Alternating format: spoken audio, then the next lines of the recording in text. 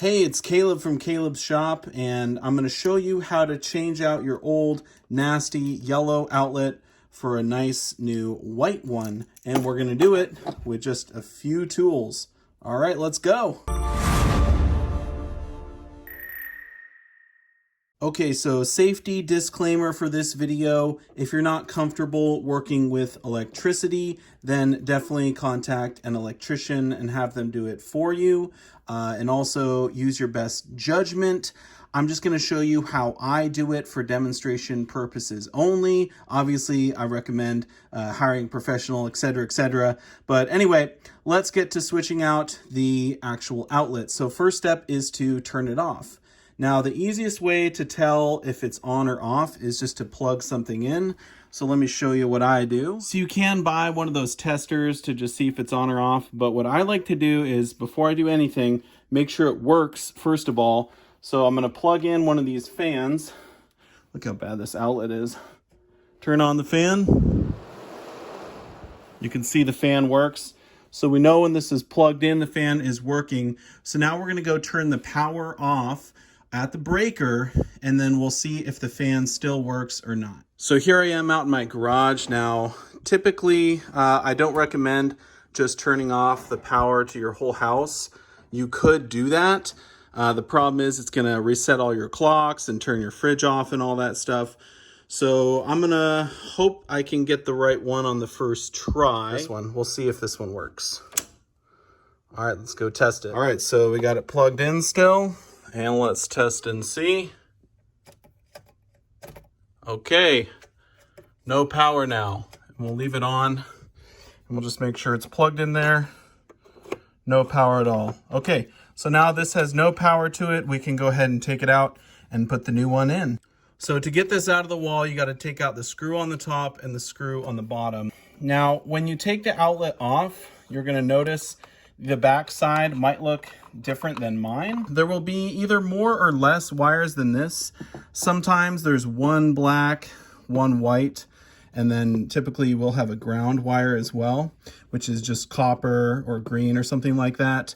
Now, the most important thing is that all of the wires of the same color, you want to keep on the same side. So all the white ones we're going to keep on the left, all the black ones we're going to keep on the right. Okay, I've taken these off the wall before, and sometimes there's like 6 wires, 6 white ones and 6 black ones. It just depends on how your house is wired. But just the most important thing is you don't accidentally cross them. You keep them all on the same side they're already on. So it looks like the ground wire on the bottom is just screwed in. So we'll go ahead and unscrew that one here. There we go. We got the ground off. So that's 1 down, and looks like 4 more to go. Now again, just remember that we're going to keep the white on the left and the black on the right. And then these ones are just sort of jammed in there in the back. So we can go ahead and just sort of wiggle those ones out. No big deal. All right. So now we have everything separated here. And it actually doesn't matter if you put that white one on top or that white one on top. That doesn't matter. So we're just going to put them in whichever order we do. But we're going to attach the white ones to the left here. Now, one tip for actually attaching these, you need to wrap the wire around this screw and then screw the screw in there. So what I like to do is take my pliers, just sort of grab the end of this and then twist it. And you give it a nice little twist there. And you see that's going to be much easier to work with. So the copper one or the ground is going to attach to this green one here. And then we'll get all the other wires attached. If you have to do multiples on one screw, that's okay. I should mention too, these were like probably $2. I think they were actually under $2 from the big box store. So they're really inexpensive. You can get ones with like a USB port or other things in them. I like just the regular ones. I think simple and clean is the best way to go. So I'm going to get all these wires attached up, and then we'll screw it back into the wall and we'll see if it works.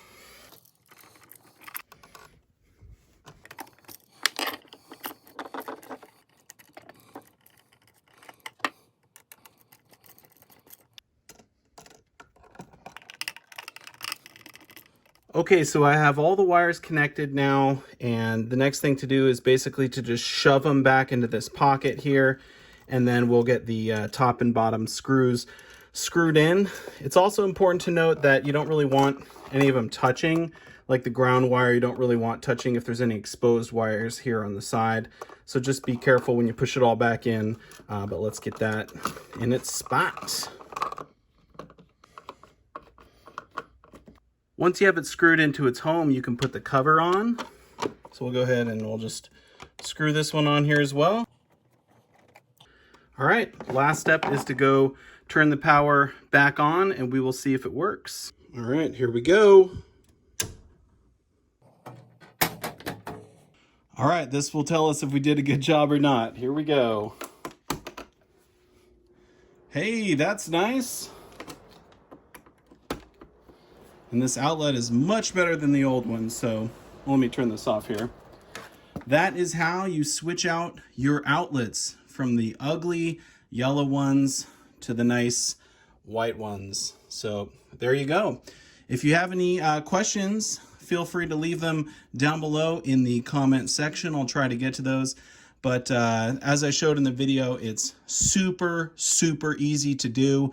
If you take off the back of the outlet and there's just a mess of a ton of wires back there, you can probably look at some other videos on YouTube to try and figure it out. But for the most part, all the ones in my house have been very similar to that one. And that was actually the last one in my whole house. Anyway, thanks for watching, and I'll see you in my next video.